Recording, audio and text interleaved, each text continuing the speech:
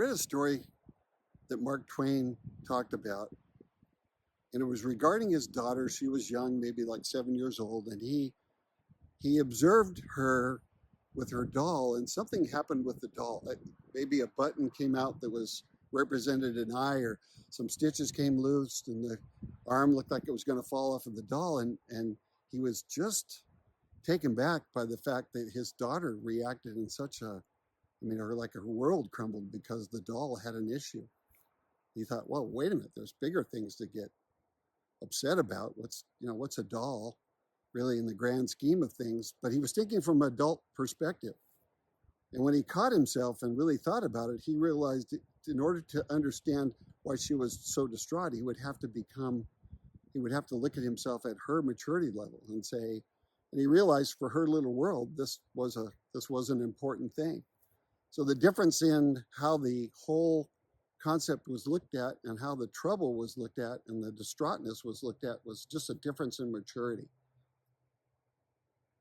15 years from now, she would react the same way to, maybe if she found the doll later on in life, she wouldn't react the same way to the lost threads or the button. She would just get threads, get a new button, whatever. Using that concept, I had some friends of mine that I had known for like 50 years, and they got into arguments in their marriage and things escalated, and finally statements were made about divorce, and eventually somebody followed through with that, and Ed is his name, Lydia is her name. They decided to get a divorce.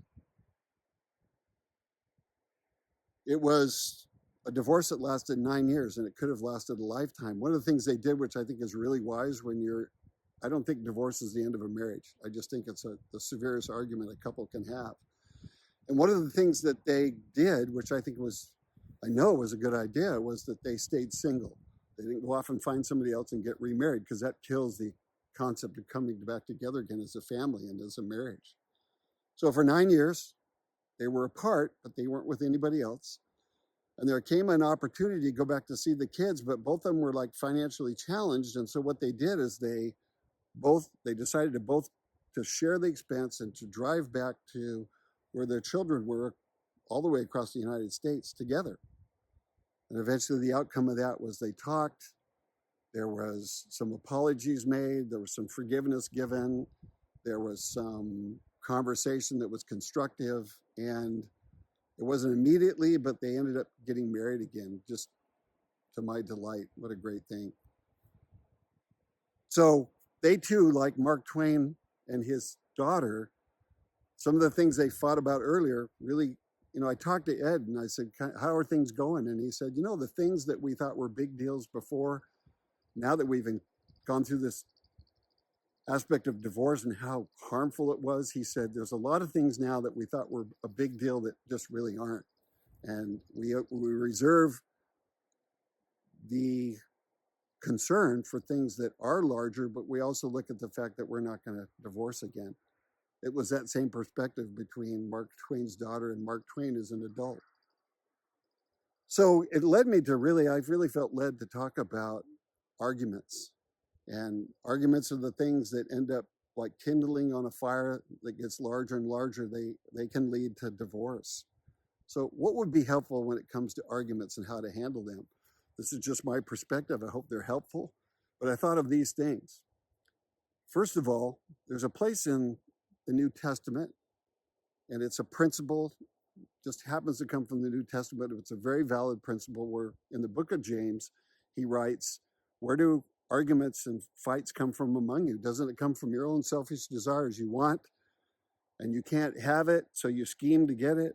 Or you even ask God for something and God's not going to give you something that's detrimental to your relationship or your life, so you don't get it, but you still scheme and somehow work behind the scenes to get what you want.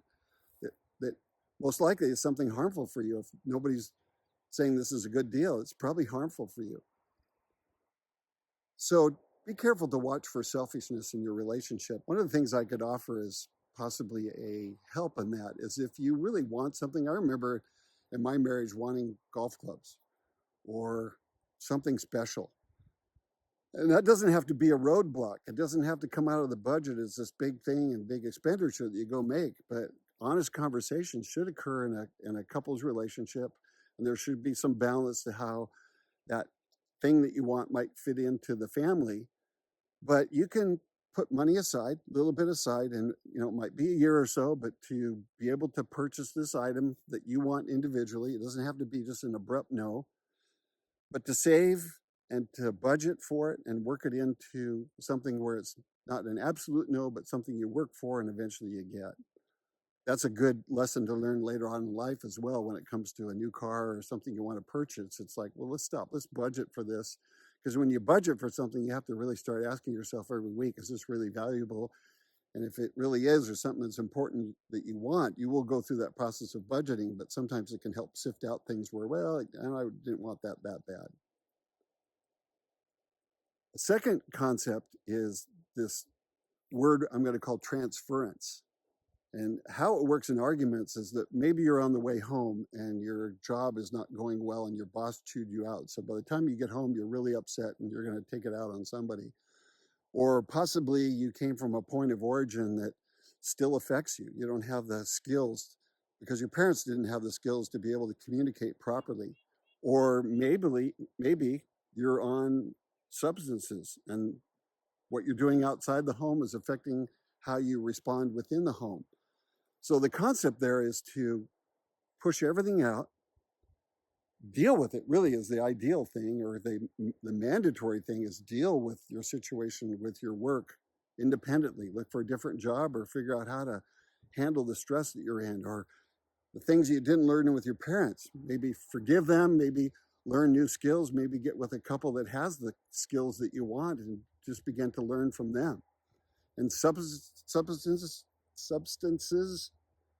might be something you either have to get rid of or limit. And don't ever harm your family with the things that you do. Not a good idea. So be aware that in a discussion, nothing should come in that really doesn't pertain. And make sure you are as balanced and as rested and as present as possible with all those things outside so that you don't bring them in and it becomes an argument or something that really wasn't an issue that is present. Learn to be present in what you're discussing and only in what you're discussing. One more concept I want to talk about that is twofold is that there is another place a statement is made by the most significant person that ever lived, and I think it really applies. It's one that I really like.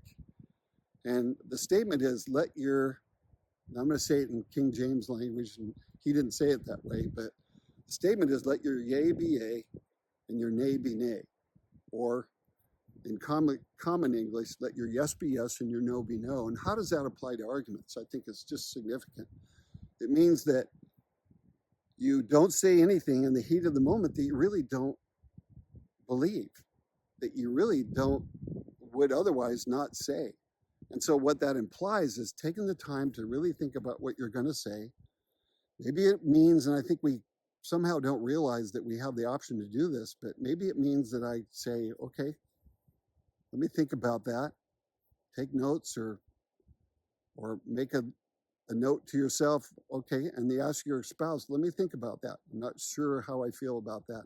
I don't want to discuss it in the heat of the moment, but I do want to listen to you, and I really want to think about what you're saying. So let me think about it, because the sub-parenthetical part of that is, I want to come back, whether you say it or not. I want to come back, and I want to come into this and give you what my honest opinion is.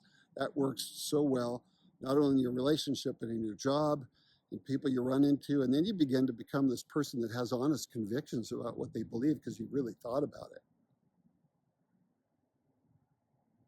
A final aspect of that is that, and I'm going to say this from a guy's standpoint, I'm going to say this to us as guys. I think that it's just what I think is that women might, as probably a broad statement, say, guys, they just don't listen. So I heard this, and I need to try this out someday because I haven't tried it out, to be quite honest. But I like this concept of, somebody said, on really important issues, just commit to thinking about it for 3 days. What would happen in that amount of time is that you would think about why she's saying that. Again, this is important stuff, not just, but why is she saying that? What does that mean to her? Why is she saying this in this way? What's going on in her that means so much to her?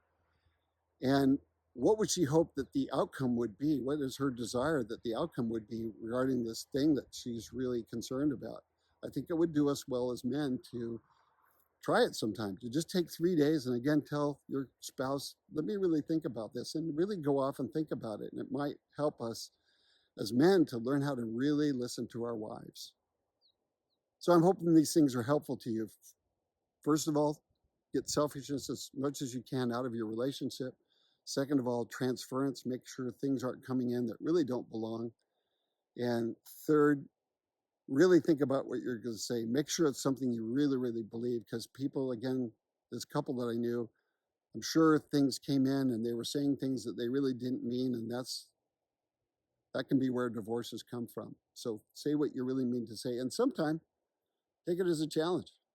Guys, wait 3 days on something significant she says and learn how to, and I say this for myself too, learn how to really listen to them. My name is Ken Conley. I'm the author of a book called The Forgotten Option. As always, we hope this is helpful to you.